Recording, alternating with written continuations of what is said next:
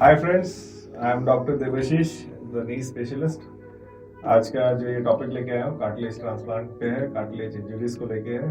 बहुत सारे क्वेरीज और बहुत सारे सवाल बहुत सारे पेशेंट्स पूछ रहे हैं, तो मैं इनका एक डिटेल वीडियो बना रहा हूँ जिसमें मैंने पेशेंट की जर्नी ऑफ कार्टिलेज ट्रांसप्लांट और किस तरह से वो हीलिंग की तरफ जाते हैं, क्या क्या कर पाते हैं उनके बारे में बताऊँ।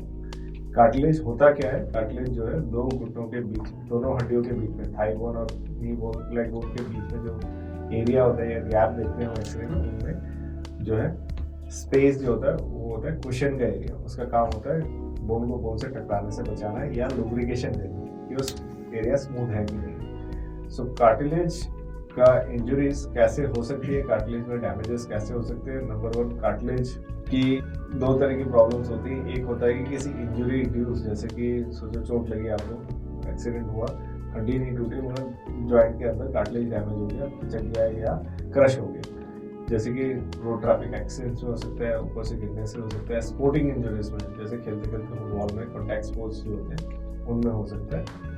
या दूसरा टाइप का होता है अर्ली डिजेनरेटिव चेंजेस, मतलब कि किसी कारण से आपकी एजिंग फास्ट फॉरवर्ड हो रही है और उसके कारण आपके जो जॉइंट है वो डैमेज होना शुरू हो गए हैं। सो ये डिजेनरेटिव जो है अगेन दो तीन कैटेगरीज में मैं उसको डिवाइड कर सकता हूँ। जैसे सारी चीज़ें ठीक है, अलाइनमेंट भी ठीक है, सब कुछ ठीक है, बट जैसे सफ़ेद होने शुरू हो जाते हैं बाल, उसी तरह कार्टिलेज के कुछ एरियाज हैं जो खराब होने शुरू हो जाते हैं। और सेकंड आते हैं जिनमें अलाइनमेंट में एरर्स है, जैसे कि सोचिए आपका पैर जो है वो है, उनके कारण एक साइड का कार्टिलेज जल्दी गिर जा रहा है, या नॉक नी, मतलब कि घुटने आपस में टकराते हैं, तो नॉक नी या बो लेग्स दोनों में ही कार्टिलेज डिसऑर्डर्स बहुत कॉमनली देखे जाते हैं। बो लेग्स में इनर कार्टिलेज खराब होता है, नी का इनर वाला कार्टिलेज, एंड नॉक नी में आउटर वाला कार्टिलेज जल्दी खराब होता है। सो कार्टिलेज के डिसऑर्डर के सिम्टम्स क्या होते हैं? कार्टिलेज के डिसऑर्डर के सिम्टम्स जैसे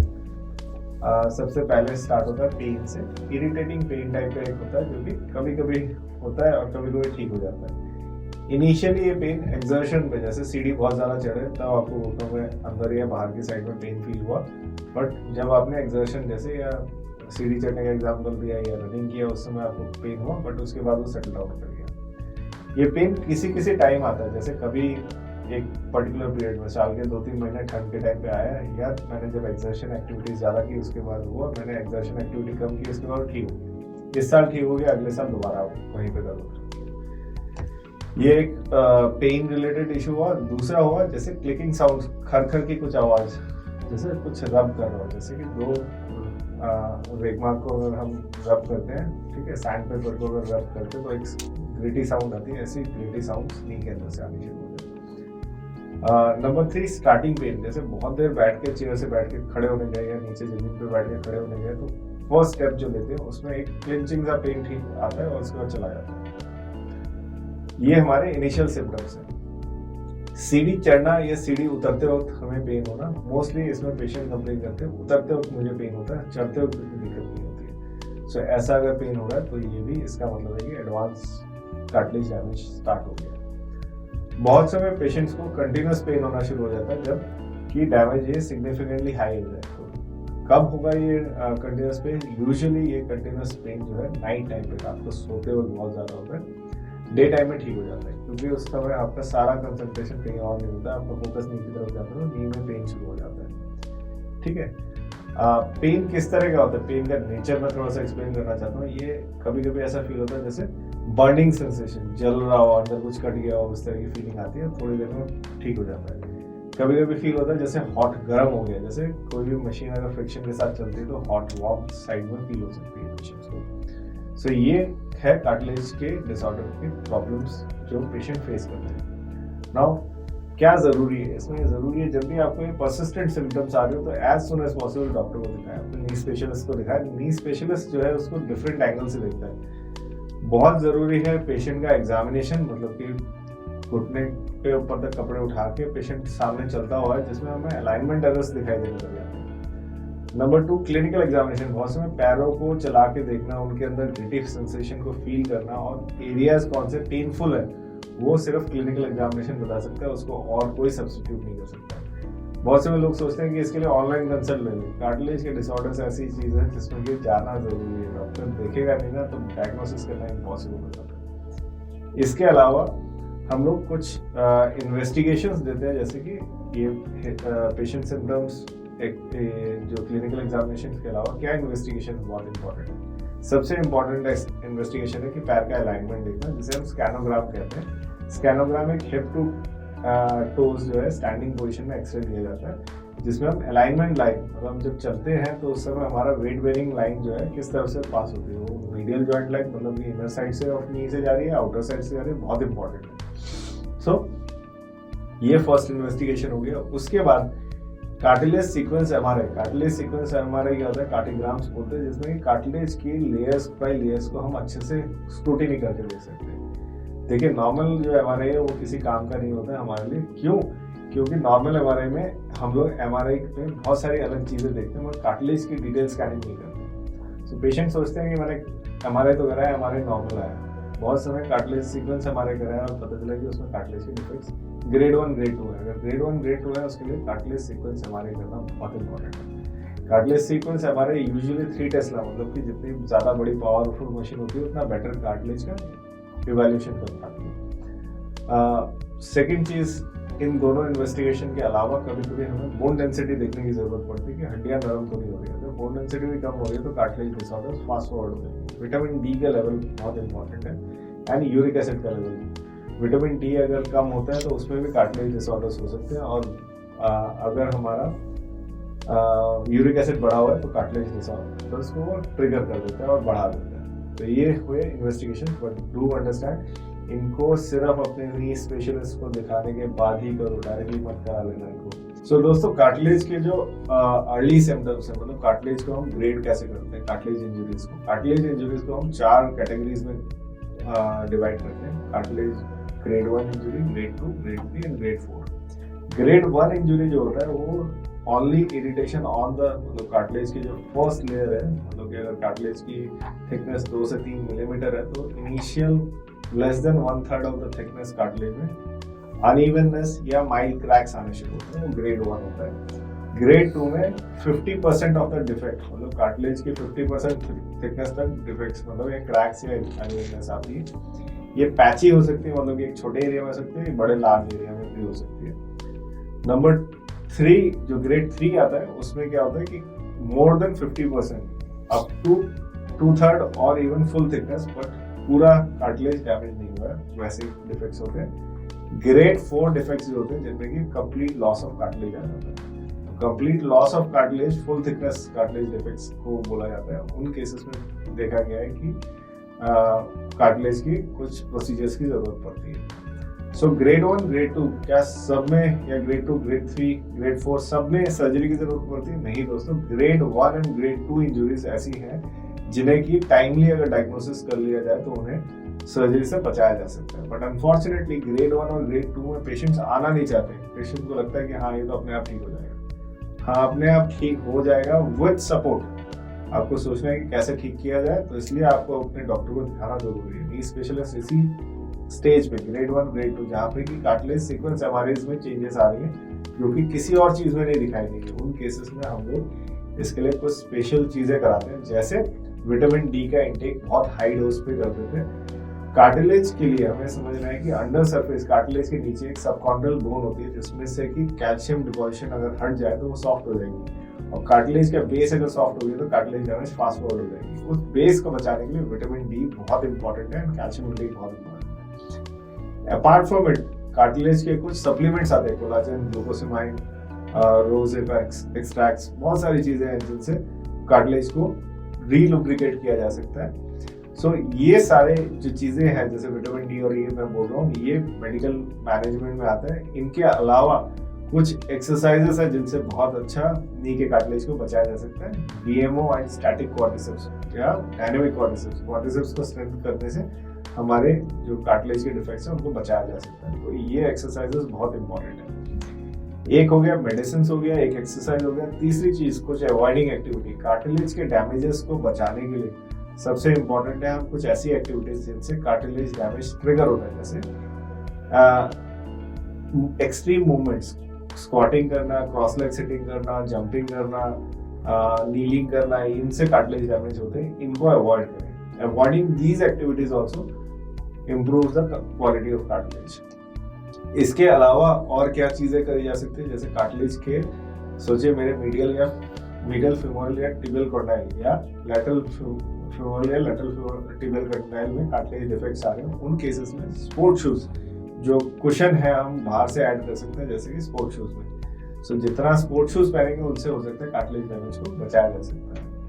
इसके अलावा एक और बहुत इंपॉर्टेंट चीज है जो कि कार्टिलेज डैमेज को बचा सकती है, that is reducing your weight.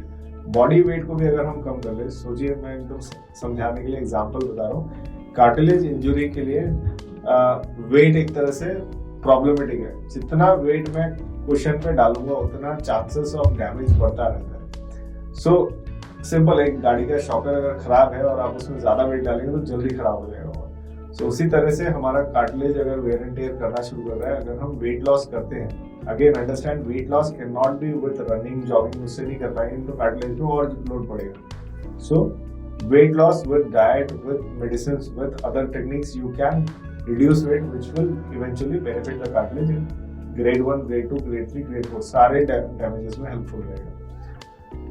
इसके अलावा और क्या हो सकता है, कार्टिलेज की जो अर्ली चेंजेस है उनमें कुछ विस्को सप्लीमेंट्स या पीआरपी हेल्पफुल होते हैं। विस्को सप्लीमेंट का मतलब है कि कुछ ऐसे जेल्स आते हैं, लुब्रिकेशन एजेंट्स आते हैं जिनको हम डायरेक्टली नी के अंदर इंजेक्ट कर देते हैं, जिससे ग्रेड 1, ग्रेड 2 कार्टिलेज चेंजेस में बहुत ज्यादा फायदा मिलता है। और इन इंजेक्शंस को लेटर स्टेज के अंदर ना रखें। बहुत सारे लोग सोचते हैं डॉक्टर से बात करेंगे, डॉक्टर ने बोला अच्छा चलो प्रॉब्लम और बढ़ेगी तब लेंगे। देखो मैं समझाने के लिए एकदम सिंपल समझा रहा हूँ। कार्टिलेज के डिफेक्ट से दरवाजे में से हिंज की आवाज आनी शुरू हुई है, आप इमीडिएटली तेल डालोगे तो हो सकता है जिंदगी भर दोबारा डालने की जरूरत ना पड़े। बट अगर आप लेट डालते हो, बहुत दिन आवाज कर रहे हैं दरवाजे का हिंज और उसके बाद उसको ऑयलिंग करते हो, तो हो सकता है कुछ दिन बाद दोबारा से पेन करने लग जाए। या सोचो हिंज निकल के आने वाला, तेल डालो या नहीं डालो फर्क नहीं पड़ता। सो जो विस्को सप्लीमेंट्स है, जो कोलाजन सप्लीमेंट्स जो इंजेक्ट कर रहे हैं, वो अर्ली फेज में करें, ग्रेड 1, ग्रेड 2 में। उसका वेट ना करें। बहुत सारे लोग डरते हैं इंजेक्शन लेने से, अरे कुछ नहीं होता इंजेक्शन लेने से, इंजेक्शन को टाइमली ले लो। आप उस स्टेज को क्रॉस कर जाओगे, ग्रेड 3 आ जाएगा तो कार्टिलेज के लिए जो सप्लीमेंट इंजेक्शन वो हेल्पफुल नहीं होने वाला है। अब लोगों को कंफ्यूजन इतनी होती है कि कोई भी किसी से पूछता है तो वो कहता है कि यार कुछ मत कराना। ये कुछ मत कराना सुनने में भी ईजी है, करने में भी ईजी है, मगर ये प्रॉब्लम सबसे ज्यादा है। दोस्तों, कार्टिलेज के अगर आपके डिसऑर्डर्स हैं तो please talk to your doctor, he will try to explain कि क्या करना चाहिए। Follow your knee specialist advice, इससे ज्यादा और क्या चाहिए। ठीक है, जिसके बारे में पता उसी से पूछें। कोई जाके मुंची से थोड़ा ना बताता है खाने में कौन सा मसाला डालना है। तो ऐसे हमारे इंडिया में बहुत इंपॉर्टेंट चीजें ऐसी होती है कि डॉक्टर के अलावा सारे लोग डॉक्टर होते हैं। सो प्लीज आपके नी स्पेशलिस्ट से पूछें कि कार्टिलेज के सप्लीमेंट्स को कब यूज किया जा सकता है। इसके अलावा पीआरपी इन्फ्लेमेशन को कम करता है। अगर इन्फ्लेमेशन बहुत ज्यादा है तो प्लेटलेट रिच प्लाज्मा भी बहुत हेल्पफुल होता है। विस्को सप्लीमेंट और इनको क्या होता है, पीआरपी को एक साथ ना लगवाएं, इनके बीच में ड्यूरेशन है। इन्फ्लेमेशन है तो पहले पीआरपी लेगा फिर विस्को सप्लीमेंट। अब दूसरा सवाल होता है लोगों को क्विक और सस्ते में चाहिए ट्रीटमेंट। तो दोस्तों, कार्टिलेज के इंजरीज में अंडरस्टैंड दिस, एकदम प्रैक्टिकल क्लियर कट आंसर है कि इसमें स्टेरॉइड ना लगवाएं। स्टेरॉइड कार्टिलेज को खराब कर देगा, आपकी कार्टिलेज को डैमेज करने के लिए। आपका इन्फ्लेमेशन डेफिनेटली सेटल डाउन हो जाएगा, कुछ दिनों के लिए आराम हो जाएगा, मगर वो लॉन्ग टर्म में आपको दिक्कत करेगा ही करेगा 100%। स्टेरॉइड का इंजेक्शन अंदाजन ना लगवाएं घुटनों में। लोगों को चाहिए होता है कि डॉक्टर को दिखाएं और ठीक हो जाए, बहुत जगह पे स्टेरॉइड का इंजेक्शन लगाते हैं जिनको इसके बारे में कोई आइडिया ही नहीं है। कार्टिलेज के लिए स्टेरॉइड जो है वो एकदम आग में पकड़ लो घी डालने वाला काम है, बिल्कुल नहीं करना है। क्योंकि not only cartilage, it will also damage the subchondral bone, मतलब कार्टिलेज के नीचे जो डेंस हार्ड बोन है उसको भी सॉफ्ट कर देगी। तो कार्टिलेज जो है 100% खराब होगा लॉन्ग रन में जाकर। सो ऐसा बिल्कुल मत कराना अगर नी के कार्टिलेज को बचाना है। अब आते हैं कुछ ऐसे पेशेंट्स पे जिनकी ग्रेड 3 या ग्रेड 4 इंजुरीज है, जिनमें की इम्प्रूवमेंट नहीं आ रहा है इवन आफ्टर डूइंग एवरीथिंग। जैसे हमने सारे मेडिकेशंस भी लिए हैं, विटामिन डी भी लिया है, हमने एक्सरसाइज भी की है, बॉडी एक्टिविटीज भी की है, बट हम इसमें कोई एक्टिविटी नहीं कर पा रहे, या किसी इंजुरी इंड्यूस ग्रेड 3 या ग्रेड 4 इंजुरी था जो कि बहुत पेनफुल हो गया है, बहुत प्रॉब्लमेटिक हो गया। उन केसेस में हम लोग क्या करते हैं, हम लोग कार्टिलेज के कुछ प्रोसीजर्स, सर्जिकल प्रोसीजर्स भी करते हैं, जैसे कार्टिलेज ट्रांसप्लांट। सो क्या होता है कार्टिलेज ट्रांसप्लांट, ये मैं अपने एक पेशेंट के स्टोरी के साथ ही उसको बताऊंगा। इस स्टोरी में उनकी सारी जो है एक्टिविटी, एक्सरसाइजेस, सारी चीज़ें आ जाएंगी। सो ये एग्जांपल दे रहा हूँ कि बहुत समय क्या होता है, पेशेंट्स को फ्रैक्चर्स होते हैं एक साइड में, सोचिए राइट घुटने में इंजरी हुआ, उसमें फ्रैक्चर्स हो गए, ठीक है। तो ये हमारा ये अगला पेशेंट जिसको मैं फोटो दिखा रहा हूँ, उनमें राइट नी के 16 ईयर्स पहले राइट नी में फ्रैक्चर हुआ था, जिसमें नेल डली, राइट थाई में फ्रैक्चर था, बट लेफ्ट साइड की इंजरी मिस हो गई, क्योंकि जैसे होता है कि एक तरफ बहुत सारे फ्रैक्चर्स हो, दूसरी साइड में कोई इंजरी हुई है कि नहीं पता नहीं चलता है। उसके लिए सर्जरीज हुई, मल्टीपल सर्जरीज हुई, राइट फीमर के लिए नेल डाली, नेल रिमूव की, बट स्लोली ग्रेजुअली ही रियलाइज कि मेरा राइट साइड तो ठीक चल रहा है, लेफ्ट वाले में प्रॉब्लम आ रही है। सो उन्हें ऑन एंड ऑफ लेफ्ट नी में पेन रहने लग गया, और जब भी कोई एक्सरे कराता तो उसमें ठीक रहने लग गया, ठीक दिखाई देने लग गया। बहुत समय उन्होंने MRIs भी कराया अर्ली स्टेज में, बट MRIs भी नॉर्मल दिखाई दे रही। सो क्योंकि कार्टिलेज सीक्वेंस MRI नहीं कराई।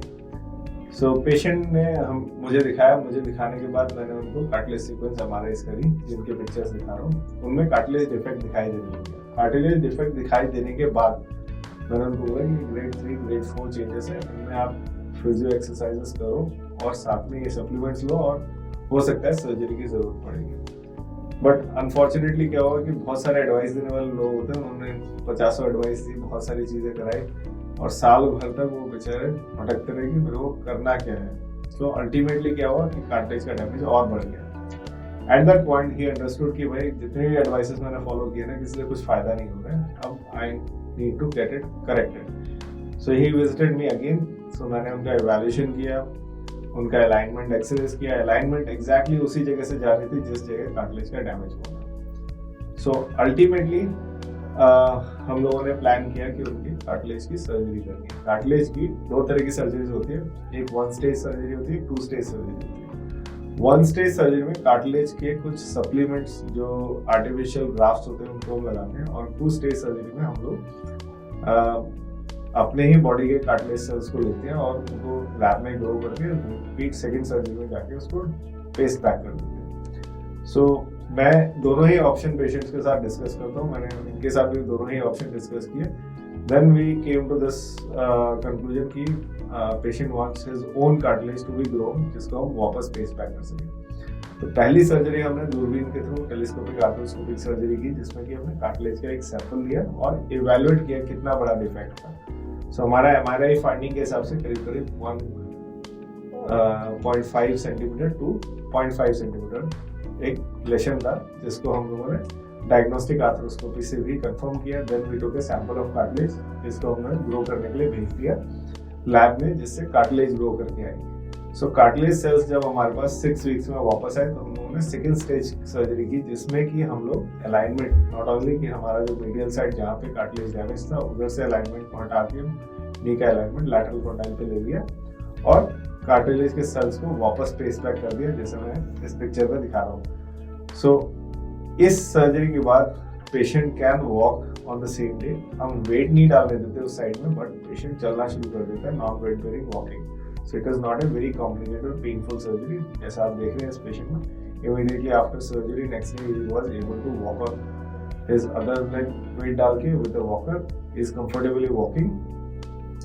इसके अलावा जैसे हम लोगों ने अलाइनमेंट करेक्ट किया है, तो ये अलाइनमेंट करेक्ट का एक्सरे है, जिसमें कि हम देख रहे हैं कि जो अलाइनमेंट जो पैर है वेरस से वेलगस की तरफ, इसका बेटर एक्सरे में 3 मंथ्स के स्कैनोग्राम, मतलब जो स्टैंडिंग एक्सरे उसमें दिखा रहा हूँ। देखिए उसमें अलाइनमेंट जो है प्रीवियस अलाइनमेंट से किस तरह से चेंज हो गई है। नाउ इसमें रिलीजियस फिजियोथेरेपी एक्सरसाइजेस का बहुत इंपॉर्टेंट रोल रहता है, क्योंकि इस ड्यूरेशन में पेशेंट वेट नहीं डालता है, तो क्वाड्रिसेप्स हैमस्ट्रिंग में वेस्टिंग के चांसेस होते हैं। तो एक्सरसाइजेस बहुत रिलीजियसली पीछे पड़ के करनी पड़ती है। एंड एट 6 वीक्स हम लोग बोन यूनियन हुआ है कि नहीं वो देखते हैं। 3 मंथ्स में हम कार्टिलेज के लिए MRI करा के देखते हैं रिपीट की कार्टिलेज जो है ग्रो किया है कि नहीं किया है। सो ये 3 मंथ्स का कार्टिलेज का MRI है, जिसमें कार्टिलेज ग्रो बैक कर गया है, और वो पूरी तरह से देखिए इंटीग्रेट हो गया। जो ब्लैक लेशंस थे वो सारे गायब हो गए, नए कार्टिलेज ग्राफ्ट ने टेक ओवर कर दिए at 6 months from the surgery उनकी एक्सरसाइज एक्टिविटी स्पोर्टिंग लेवल पे आ गई है। उनकी वीडियो टेस्टिमोनी भी हमारे सामने है जिसको कि आप सुन सकते हैं। बताओ राजेंद्र जी, आपके कितने दिन हो गए सर्जरी के लिए? 6 मंथ हो गए। हाँ जी। क्या दिक्कत थी ऑपरेशन से पहले? ऑपरेशन से पहले बैठता था सिटिंग करके, जैसे मतलब गाड़ी में या चेयर पे, तो जैसे आधा घंटा बैठ गया तो पैर बिल्कुल ही जाम हो जाता था और चलने में बहुत दिक्कत रहती थी। तो आपके केस में हम लोगों ने जो कार्टिलेज ट्रांसप्लांट किया है, ये एक यूनिक प्रोसीजर है जो कि हम लोग मतलब इस टेक्निक को बहुत कम लोग और बहुत कम जगह पर हो रहा है। ठीक है, सो आपका कैसा एक्सपीरियंस रहा कि ये सर्जरी जो कराई आपने, इसमें कैसा हो गया, थोड़ा सा बताओगे इसके बारे में? ये सर्जरी मेरे लिए बहुत अच्छी फील हुई है, क्योंकि अभी मेरे कोई पेन नहीं है इससे, पहले भी काफ़ी सही है। वॉकिंग में कोई दिक्कत नहीं है, मतलब जीना में भी इसको चढ़ रहा हूँ और वॉकिंग भी सही चल रही है, कोई दिक्कत नहीं। हाँ, पहले जो प्रॉब्लम थी कि बैठ के खड़े होने में दिक्कत होती थी। हाँ, बैठ के खड़े होने में, चलने में भी दिक्कत रहती थी, कहीं दूर चलने के बाद थोड़ा मतलब जाके रिलीफ मिलती थी। आपकी एज कितनी हो गई है? मेरी होगी 45 होगी। 45 साल। हाँ। तो आपकी एज के जो बहुत सारे लोग ऐसे ही नी के कार्टिलेज की प्रॉब्लम्स के कारण बहुत समय क्या होता है सर्जरी नहीं कराते हैं या डर जाते हैं बहुत समय, तो उनके लिए कोई मैसेज देना चाहते हो जो लोग इसको बचाने वाली सर्जरी को करना चाहते हैं? नहीं, उनके लिए यही है कि ये सर्जरी सबसे बेस्ट है, मतलब क्योंकि हमने कई हॉस्पिटलों में दिखाया तो वो इतना वो नहीं था जितना आपने ये सर्जरी की है, मतलब बढ़िया की है। तो आपको लगता है कि इसको अगर दूसरे लोगों को मैं बोलूँ, आपका नंबर दूँ, तो आप बोलोगे उनसे? हाँ जी, मैंने बोला भी एक दो से हाँ। सर्जरी के लिए ना। हाँ, मैंने आपके भी नंबर दे रखे हैं एक दो से ना। ठीक है, हाँ ठीक है, चलो गुड। सो अभी मेरा जो नेक्स्ट टारगेट है कि साल भर के अंदर हम स्पोर्टिंग एक्टिविटीज़ में वापस जाएंगे, तो आप जो खेलने की एक्टिविटीज़ करते हैं उनमें भी आपको वापस जाना है। हाँ, ठीक है, ठीक।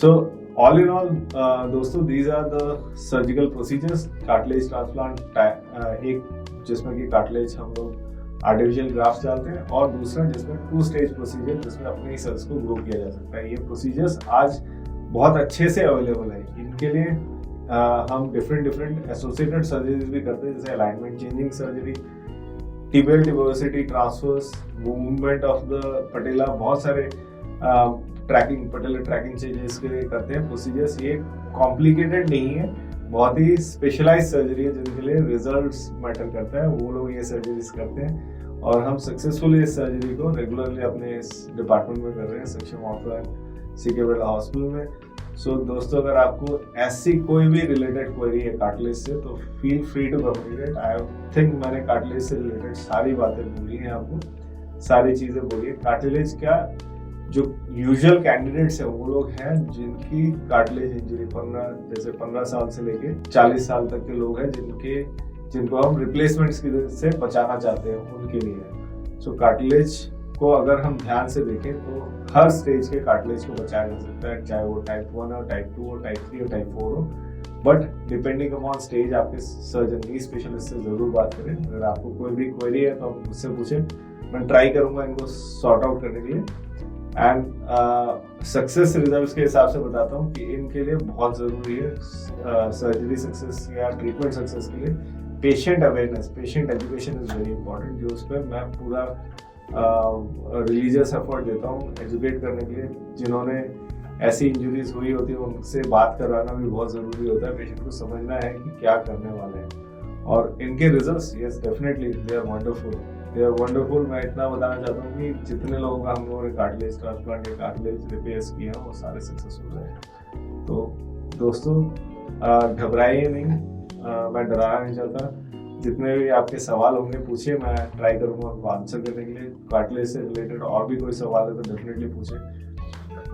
मेरा सारा इंटरेस्ट जो है कार्टिलेज के ऊपर है, क्योंकि मुझे लगता है यंग लोगों को एक तो मौका मिलना चाहिए अपने घुटने या अपने जॉइंट्स को बचाने का। तो कार्टिलेज के जो प्रोसीजर्स है या कार्टिलेज की जो इंजरीज है, जिस तरह मैंने नी का बताया, ऐसे एंकल में भी होती है, शोल्डर में भी होती है, एल्बो में भी होती है, हिप में भी होती है। तो सब में डिफरेंट कुछ ना कुछ चीज़ें, ट्रीटमेंट्स अवेलेबल है। इनके लिए अपने सर्जन से बात करें, सर्जन को पूछें डिटेल में। बहुत जगह नहीं होता है, अगर नहीं होता तो आप हमारे पास आ सकते हैं। Feel free to communicate whenever you think कि मुझे इस इश्यूज आ रही हैं। तो एक क्लिनिकल एग्जामिनेशन में कोई बहुत मेजर इशू नहीं है, जस्ट आके कंसल्ट करने की जरूरत होती है। So thanks for watching this video. अगर आपको ये अच्छा लगता है तो please do share it and do like it. और भी कुछ रिलेटेड, कार्टिलेज से रिलेटेड कोई टॉपिक आप चाहते हैं मैं उस पर बोलूँ तो प्लीज राइट टू अस। देखिए हमें बताइए। Definitely I'll come back, and thanks for watching this video again. Thanks and goodbye.